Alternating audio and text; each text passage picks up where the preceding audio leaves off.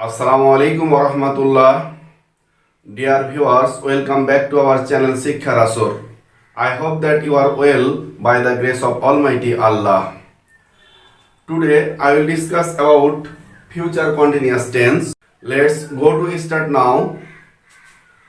দেখো বোর্ডের ডান দিকে আমরা কয়েকটি ভার্ব লিখে রেখেছি plan, work, help, sleep, read, go, ইট।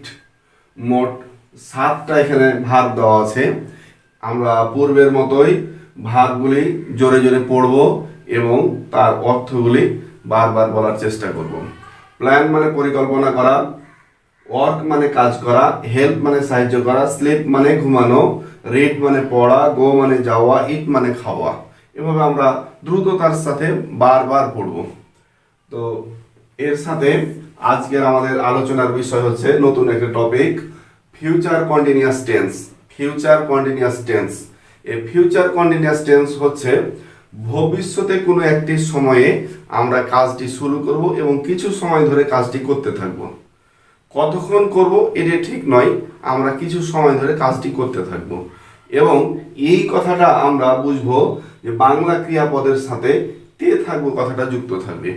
বাংলা ক্রিয়াপদের সাথে আমরা দেখব যে তে থাকবো কথাটা যুক্ত থাকবে। দেখো এখানে পড়তে থাকবো, ঘুমাতে থাকবো, খেতে থাকবো, যেতে থাকবো, সাহায্য করতে থাকবো, কাজ করতে থাকবো, পরিকল্পনা করতে থাকবো। ফিউচার কন্টিনিউয়াস টেন্সের বৈশিষ্ট্যটা কি, যে আমরা ভবিষ্যতের কোনো সময় একটি কাজ শুরু করব এবং কিছু সময় ধরে কাজটি করতে থাকবো। আর এটারই সিমটম আমরা দেখব যে বাংলা ক্রিয়াপদের শেষে তে থাকবো কথাটা যুক্ত থাকবে। তো চলো দেখি আমরা যে কিভাবে এগুলো ইংরেজি করা যায়। যে ফিউচার কন্টিনিউয়াস টেন্সে তে থাকবো কথাটার ক্ষেত্রে আমরা প্রথমে দেখব সাবজেক্ট। সাবজেক্টের পরে আমরা দেখব উইল বি। আমরা শ্যাল বি এখানে ব্যবহার করছি না, শ্যাল বি আই এবং উইল ক্ষেত্রে লেখা যায়, না লিখলেও হয়। উইল বি প্লাস ভার্বের সাথে আইএনজি যোগ। তাহলে আমরা দেখলাম যে subject plus will be plus ভার্বের সাথে আইএনজি যোগ।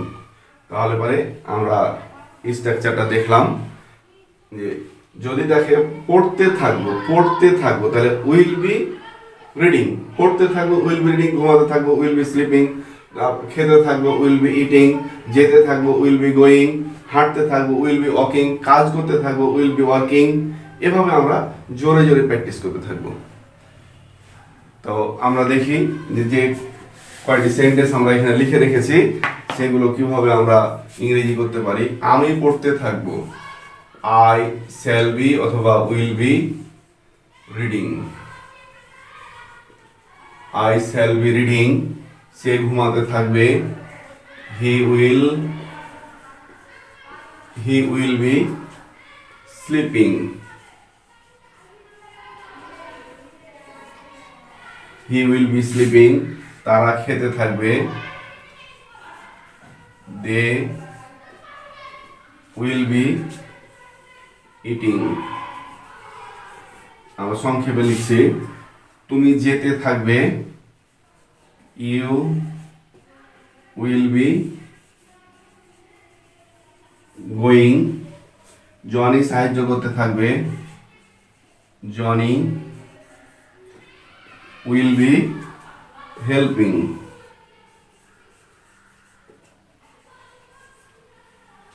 আমরা কাজ করতে থাকবো, উই শ্যাল লেখা যায়, উইলও লেখা যায়, we will be working. We will be working. তাহলে আমরা যে সেন্টেন্সগুলো লিখলাম কিভাবে এগুলো ইংলিশ করলাম তোমরা জানো। আমরা বারবার এই বাংলা বাক্যগুলির সাথে ইংরেজি যে সেন্টেন্স লিখলাম আমরা সেগুলি বারবার পড়তে থাকবো, জোরে জোরে দ্রুততার সাথে পড়বো যাতে মুখের জড়তা আমাদের কেটে যায়। আমরা ডান দিকে আরো 6টি ভার্ব লিখে রেখেছি।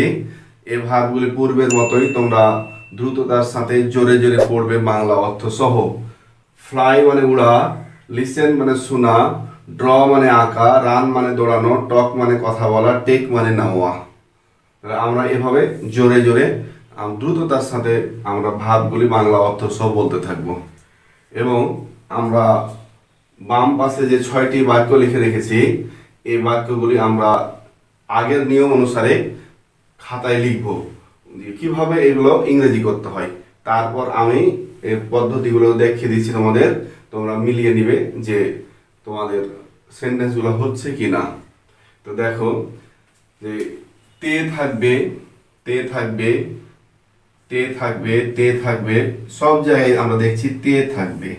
তে থাকবে বাংলা ক্রিয়াপদের সাথে থাকলে আমরা জানি যেগুলো ফিউচার কন্টিনিউয়াস করতে হয়।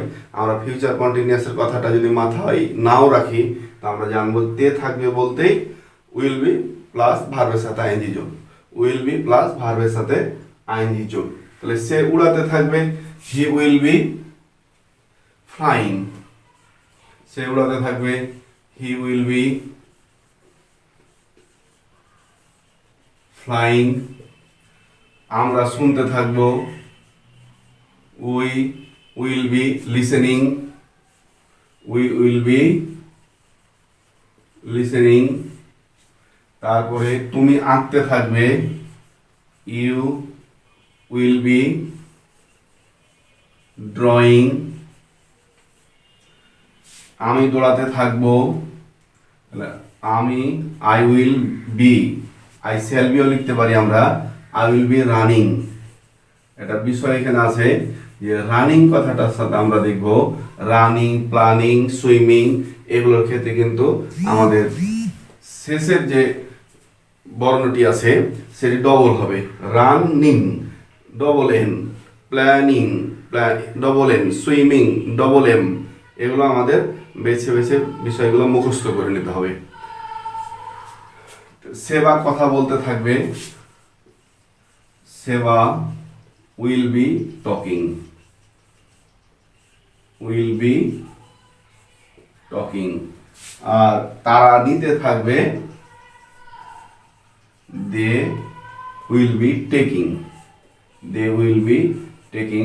এটা কথা আমাদের মনে রাখতে হবে, টেকিং এর সময় ইটা বাদ দিয়ে আইএনজি যুক্ত হবে, টেকিং এর সময় ই বাদ দিয়ে আইএনজি যুক্ত করতে হবে।